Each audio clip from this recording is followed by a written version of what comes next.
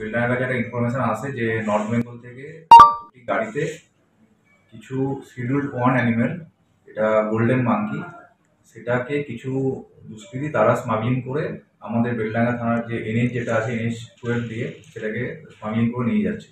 তো সেই ইনফরমেশনের উপর বেস করে আমাদের পিসি অফিসার সুদীপবাবু ভাবতা রেলগেটের কাছে তাদেরকে দুটো গাড়িকে ডিটেন করে এবং গাড়ি দাঁড় করানোর পরে গাড়ি সার্চ করে দেখা যায় 4টি গোল্ডেন মাঙ্কি, যেটা basically schedule one animal, endangered অ্যানিমেলের মধ্যে পড়ে, সেগুলোকে আমরা রিকভার করি এবং তাতে 6জনকে অ্যারেস্ট করা হয়েছে এবং 2টি গাড়ি বাজেয়াপ্ত করা হয়েছে। এবং আমরা ফরেস্ট ডিপার্টমেন্টের সাথে যোগাযোগ করেছি, সেটা আমাদের রেঞ্জার বহরমপুরের রেঞ্জার উনি আসছেন, উনি সেগুলোকে ওনার হাতে সেফ কাস্টডি দেওয়া হবে। আর 6জনকে আমরা অ্যারেস্ট করেছি, তার মধ্যে একজনকে আমরা পিসিতে নিয়ে আসবো, যে মেন এদের মধ্যে স্মাগলিং এর আগেও এইরকম স্মাগলিং এর সাথে যুক্ত ছিল।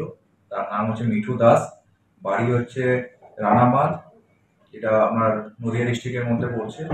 এছাড়া এর সাথে ইনভলভ ছিল টিটু দাস, শামিল হোসেন, রফিকুল মণ্ডল, হাসিবুল মণ্ডল, এরা করতে, আর বিশ্বজিৎ বাগ, এরা 6জন মিলে স্মাগলিংটা করছিল। তার মধ্যে আমরা হচ্ছে মিঠু দাসকে আমরা রিমান্ডে নিচ্ছি। এটা বেসিক্যালি যেটা আমরা পেয়েছি যে ফাটাপুকুর, এটা রায়গঞ্জ থানার মধ্যে ফাটাপুকুর থেকে নিয়ে আসছিল এবং সেটা বিরোহীতে নিয়ে যাচ্ছিল। এবং কি উদ্দেশ্য মানে এটা বেসিক্যালি ইন্টারন্যাশনাল স্মাগলিং যে র্যাকেট আছে তারা এর মধ্যে ইনভলভ আছে। এরা বেসিক্যালি এরা মালটাকে হচ্ছে এক জায়গা থেকে এরা নিয়ে যাচ্ছিল এবং ওখানে রিসিভার থাকতো, রিসিভার সেটাকে রিসিভ করে বাইরে সেটাকে পাচার করতো। এগুলো আনুমানিক মূল্য কত হবে?